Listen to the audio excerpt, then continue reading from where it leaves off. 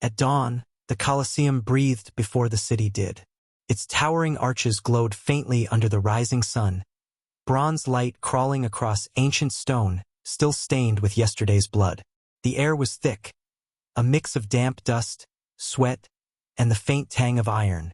Beneath the stands, slaves scurried to prepare the day's spectacle.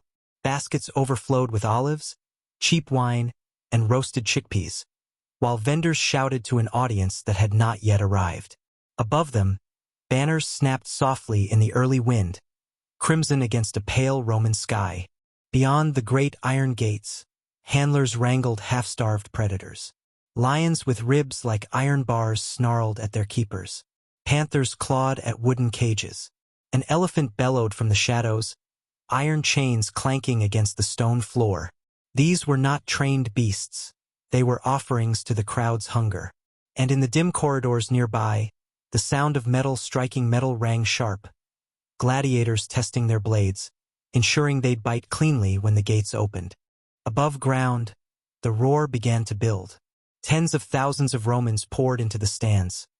Bakers, soldiers, nobles, even senators, all united by one craving. Blood turned into theater. The games weren't chaos. They were organized cruelty sanctioned by the state. Every cheer, every scream was loyalty shouted to the emperor. The arena wasn't simply sport. It was a lesson. Rome's message was clear.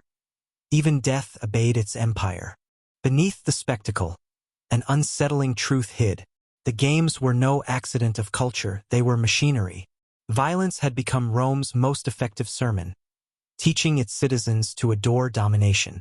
The sand below wasn't just soaked in blood, it was soaked in obedience. And today, those gates would open again, releasing the next chapter in humanity's obsession with spectacle. The gates are creaking open. The crowd is already chanting. What began as a ritual for the dead is about to become Rome's most powerful weapon. Entertainment soaked in fear. In Part 2, we return to where it all began, the funeral that turned into the first gladiatorial blood rite. The first Roman gladiatorial battle wasn't born from sport or ambition. It came from grief.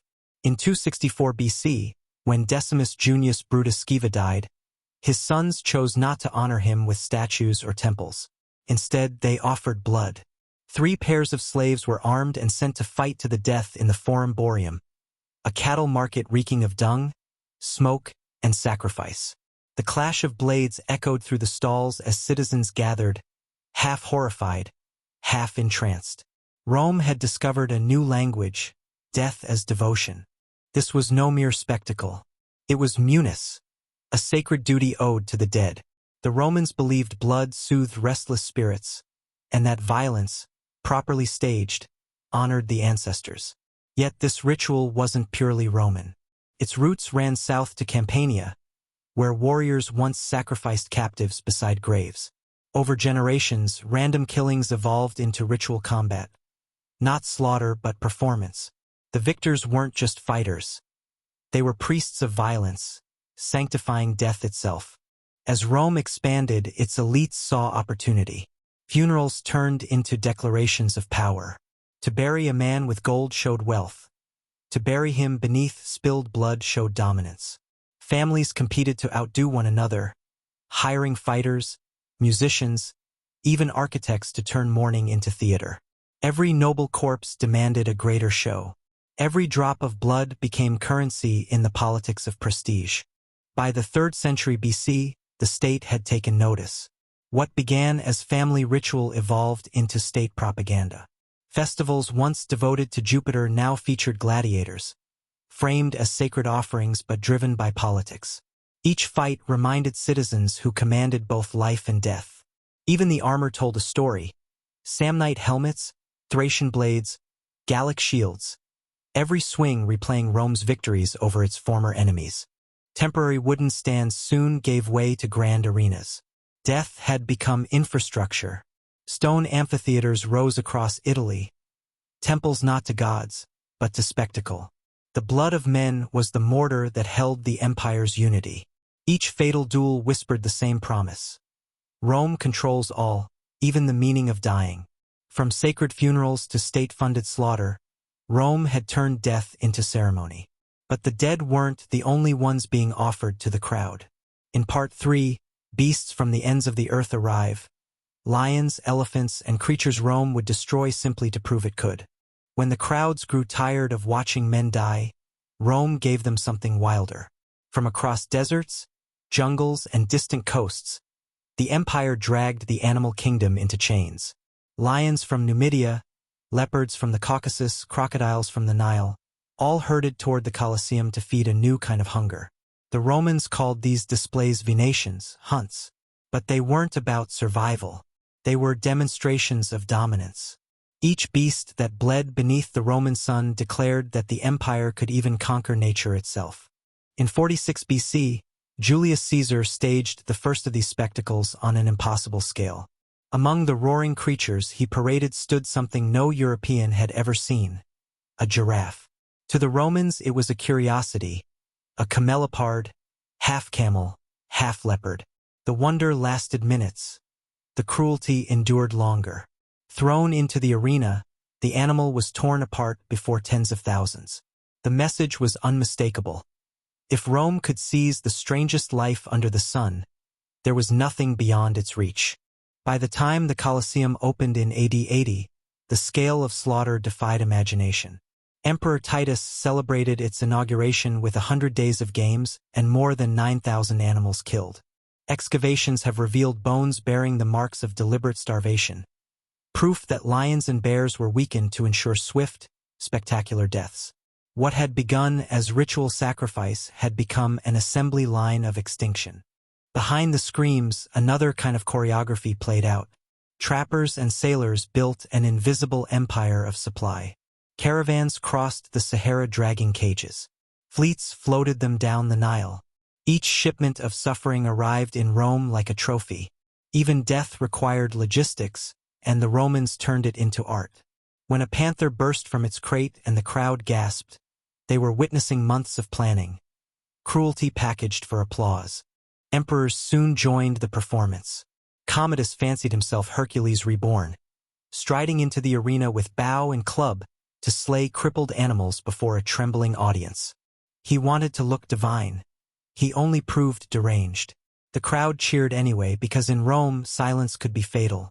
The beasts have fallen, but Rome's appetite is only growing. What happens when men replace the lions, when the hunted and the hunter share the same blood?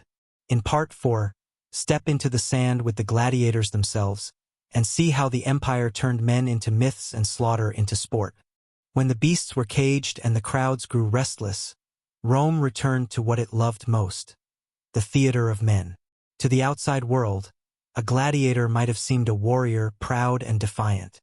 In truth, he was property, a man reduced to muscle and obedience.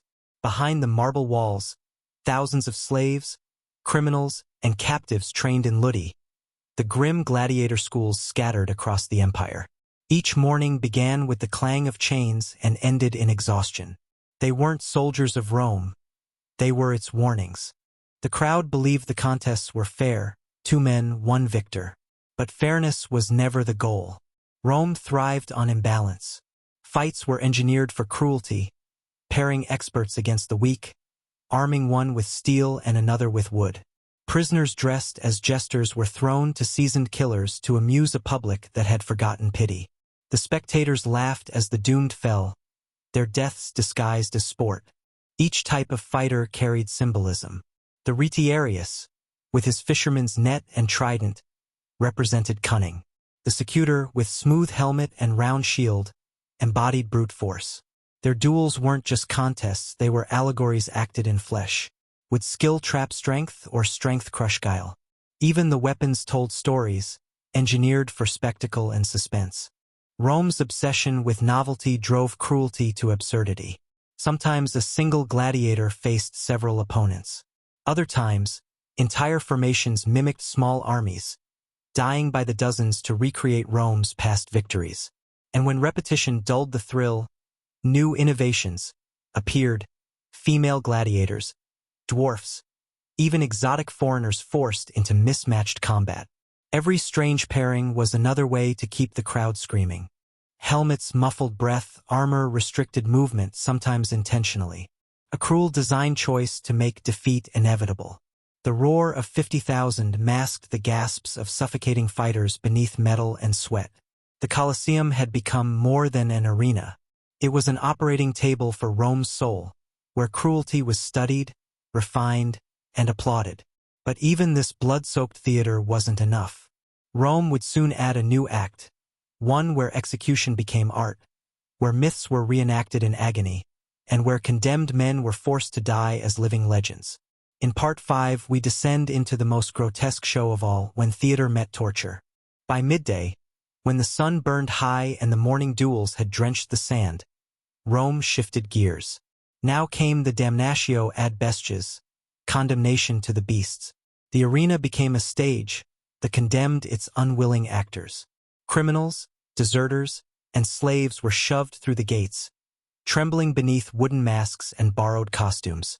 They weren't there to fight. They were there to die, publicly, painfully, and with purpose. Each death had a script. Thieves were thrown to wolves. Arsonists burned alive. Traitors fed to lions. The crowd cheered not for justice, but for rhythm, the pacing of cruelty. The executioners timed each act like theater. Some deaths were swift, others drawn out, the screams blending with the crowd's delight. Rome had perfected the art of punishment as performance. Emperor Trajan took the spectacle to monstrous heights. To celebrate his Dacian victories, he ordered 103 days of games, thousands of captives slain in waves of orchestrated slaughter. Each act flowed into the next like chapters in a grim play. When lions grew tired, bears took their place. When the sand turned black, it was raked smooth for the next death. Even the scheduling was efficient, cruelty managed like statecraft. Sometimes myth replaced punishment. Prisoners were forced to play doomed heroes, Orpheus, Prometheus, Hercules, reenacting their ends before roaring crowds. The costumes were crude, the deaths were real. Lions tore Orpheus apart mid-song. Prometheus was chained as vultures circled above. The line between story and execution vanished. The Romans weren't watching tragedy. They were writing it in blood. Even philosophers couldn't look away forever. Seneca confessed that the midday shows hardened him, that the more he watched, the less human he felt. But the crowd drowned conscience beneath the roar. The arena had trained an empire to cheer for suffering and call it order. Death had become theater, but Rome wasn't finished rewriting its myths. The emperors wanted oceans inside their city. Ships, storms, and slaughter on water. In Part 6, the Colosseum floods as Rome turns the sea itself into a weapon. When ordinary executions lost their thrill, Rome dreamed bigger, an ocean inside the city itself. The emperors called them Namakii, mock naval battles where prisoners were turned into sailors, and lakes into graves. Julius Caesar first ordered one in 46 BC. A vast basin was dug near the Tiber and filled with water from newly diverted aqueducts. Real warships, triremes, biremes, catapults intact, clashed under a Roman sky. Thousands of condemned men rode and fought for an audience that wanted only one thing: to see the sea burn. The Emperor Augustus expanded the madness. In 2 BC, he ordered a basin nearly 2,000 Roman feet long and filled it through the Aqua Alsietina, a special aqueduct built solely for this spectacle. 30 warships faced off, their decks crowded with desperate men. Catapults flung flaming projectiles across the water while spectators sipped wine from the shade. It wasn't war. It was choreography, destruction performed like ballet. Claudius took the obsession further still. In 52 AD, he drained Lake Fucine, turning a natural body of water into an amphitheater of death. Thousands of captives, dressed as rival fleets, saluted him before the slaughter with the chilling words, Ave Caesar, morituri salutant. Hail Caesar, those who are about to die salute you. Whether rehearsed or desperate, the salute became legend, the empire's most haunting line of obedience. When the Colosseum itself opened decades later, engineers made sure it could flood. Beneath the arena lay channels, gates, and valves that could turn sand to sea and back again. Small-scale naval duels thrilled the masses between gladiator bouts. It wasn't enough for Rome to rule men, it wanted to command the elements. The sight was mesmerizing. Men drowning where lions once roared, ships sinking beneath marble tiers. Water, fire, flesh all obeyed imperial will. Rome had bent nature into submission, turning even the sea into a servant of spectacle. But for some emperors, watching wasn't enough. They wanted to stand in the sand themselves, to become gods amid blood and flame. In Part 7, we meet the rulers who stepped into the arena and lost their sanity in the glare of their own power. The emperors who ruled Rome didn't just watch the games. Some became them. The arena was more than sand and spectacle. It was a stage for absolute power, and no man could resist the temptation to play God before the roaring crowd. The line between ruler and performer blurred. Those who sought divinity often found madness instead. Caligula was the first to taste bloodlust as theater. When the beasts ran out mid-show, he didn't pause the games. He filled the void with people. Spectators pulled from the stands were thrown into the arena, devoured by the same lions they came to cheer. He called it improvisation. Rome called it insanity. Every execution became a reminder that mercy was a myth and that no one, not even the audience, was safe from the emperor's whims. Then came Nero, the self-proclaimed artist. For him, the arena wasn't cruelty, it was theater. He forced prisoners to play heroes from Greek tragedies, then executed them according to their scripted fates. The myth of Hercules dying in flames became a real man burned alive in front of 50,000. Nero called it art. Rome whispered madness. But none outshined Commodus, Rome's most flamboyant showman. Draped in lion skins and clutching a wooden club, he entered the arena as Hercules reborn. He slaughtered hundreds of animals, each crippled beforehand to guarantee his divine victory. Then he fought gladiators armed with dull blades while proclaiming himself the conqueror of 1,000 battles. He taxed the empire to pay himself for every performance, bankrupting Rome in pursuit of applause. Even good emperors weren't immune. Trajan, admired for justice and strength, celebrated his Dacian conquest with 103 days of games. Thousands died to prove Rome's might. Power and cruelty had merged so tightly that one could no longer exist without the other. Each emperor believed the games made him immortal. But history had a sharper memory. Caligula and Commodus were assassinated, their glory drowned by their own blood. The same arena that fed their vanity also exposed their madness to eternity. But not all Romans cheered. Some saw what the empire refused to face, that each scream in the arena echoed in the streets. In Part 8, philosophers and prophets speak against the games, and a new faith rises from the blood-soaked sand to challenge Rome itself. Not every Roman rose with the crowd's roar. Beneath the thunder of applause, a quieter resistance stirred. Poets, philosophers, and early Christians who began to see the games not as glory, but as rot. Their voices were drowned out by cheers, yet they planted doubts that would one day crack the empire's marble facade. Seneca, the Stoic thinker, was among the first to speak the unspeakable.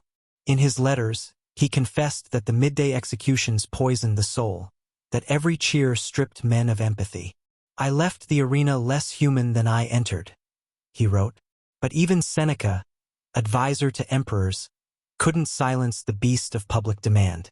The crowd had been trained to crave cruelty as communion.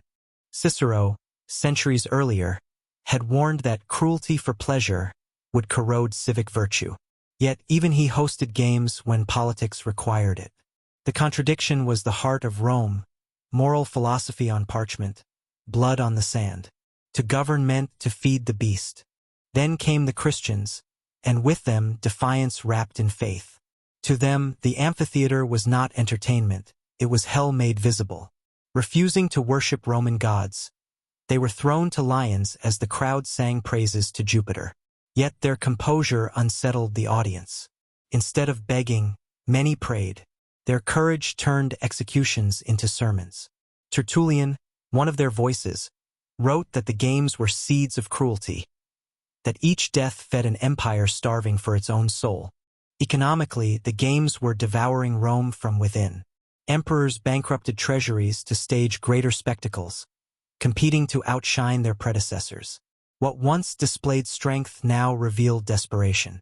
The empire was bleeding wealth as quickly as it shed lives. By the 4th century, voices of conscience grew louder. Church fathers condemned the games outright, calling them schools of death. Ordinary citizens began to turn away. The amphitheater, once the heartbeat of Rome, started to echo hollow. The empire that had worshipped spectacle was forgetting how to feel. The cheers are fading, but the scars remain. Rome's soul is cracking under the weight of its own applause. In Part 9, we walk through the empire's twilight, when the Colosseum's roar turns to silence and the echoes of cruelty become history's most haunting warning. By the 5th century, the Colosseum stood as both monument and warning. The empire's borders were crumbling, its armies stretched thin, and its spirit hollowed by centuries of spectacle. The cheers that once shook the marble had faded into whispers carried by the wind. The same arches that once framed kings and killers now watched the weeds climb. The stone endured, the people did not. The last official gladiatorial combat was recorded in the early 5th century. No emperor ordered it. No priest blessed it. The games simply stopped, abandoned like an exhausted beast. What began as sacred duty and ended as empire-wide addiction had finally devoured itself. Without an emperor to demand blood, the arena lost its reason to breathe. The sand was no longer soaked in life, only in memory. Christians reclaimed the amphitheaters as symbols of redemption. Crosses rose where execution posts once stood. The blood-soaked sand became holy ground. The church declared the games a sin against the divine order, and even Rome, weary from centuries of cruelty, bowed to the change. The empire that once trained its citizens to cheer for death now sought forgiveness beneath the same arches. Yet even as faith replaced fear, the moral question lingered. Could a civilization that once glorified agony truly endure? Philosophers wrote that Rome didn't collapse from invasion, it decayed from within. Bread and circuses had kept the masses fed and distracted. But when the bread ran out and the circuses stopped, the illusion of strength vanished. Centuries passed, yet the Colosseum remained. Tourists, monks, soldiers, all walked its corridors, touching stones that had once drunk blood. The grooves in the marble steps are worn not by time alone, but by history's memory. The arena's silence speaks louder than its roars ever did. It reminds us that cruelty, once normalized, doesn't vanish. It echoes. Rome's legacy is not just architecture or empire, it's a warning carved in stone. Power can build wonders, but cruelty corrodes from within. The Colosseum still stands not because Rome conquered the world, but because the world remembers what happens when a civilization entertains itself to death. The Colosseum may be silent now, but its stones still whisper. Every empire that glorifies suffering believes itself eternal, until the applause fades. Which makes us ask, when the next arena rises, will we recognize it before it's too late? The Colosseum still stands, not as a triumph of Rome, but as its confession. Beneath every crack in the stone lies the memory of cheers that once drowned out mercy. Walk its corridors at dawn, and you can almost hear it. The distant clang of iron, the muffled roar of the crowd, the echo of humanity forgetting itself. The walls do not speak of victory. They remember the price of spectacle. We like to believe we are different, that the centuries have taught us empathy, that the arenas of cruelty are gone. Yet our modern world hums with its own spectacles. Violence replayed on screens, outrage sold as entertainment, suffering packaged for applause. We no longer build amphitheaters of stone, but the spirit of the arena endures, digital, broadcast, viral. Rome's addiction to cruelty simply changed form. Power still craves an audience. In Rome, emperors staged blood to prove control. Today, power stages distraction, fear, division, noise to do the same. The architecture is different, but the design is familiar. Bread and circuses remain, only the costumes have changed. Humanity's appetite for spectacle is the oldest empire of all. The lesson carved into Rome's ruins is not about decline. It's about blindness. Civilization does not collapse in a single moment. It erodes when cruelty becomes normal and silence becomes loyalty. The Romans cheered as their world decayed, believing the roar of the crowd meant strength. Every empire that repeats that mistake walks the same road. And yet, the Colosseum endures scarred but standing. It outlived its emperors, its beasts, its glory. Perhaps that's history's mercy, that memory outlasts power. The stones cannot speak, but they remind us to listen, to the echoes that warn what happens when spectacle replaces soul. History's echo is eternal because we keep replaying it. The arena's roar may be gone, but its rhythm beats on, in every screen, every crowd, every empire that mistakes entertainment for strength. The lesson isn't buried in the ruins, it's staring back at us. The Colosseum is quiet now, but listen closely, and you'll still hear it breathing.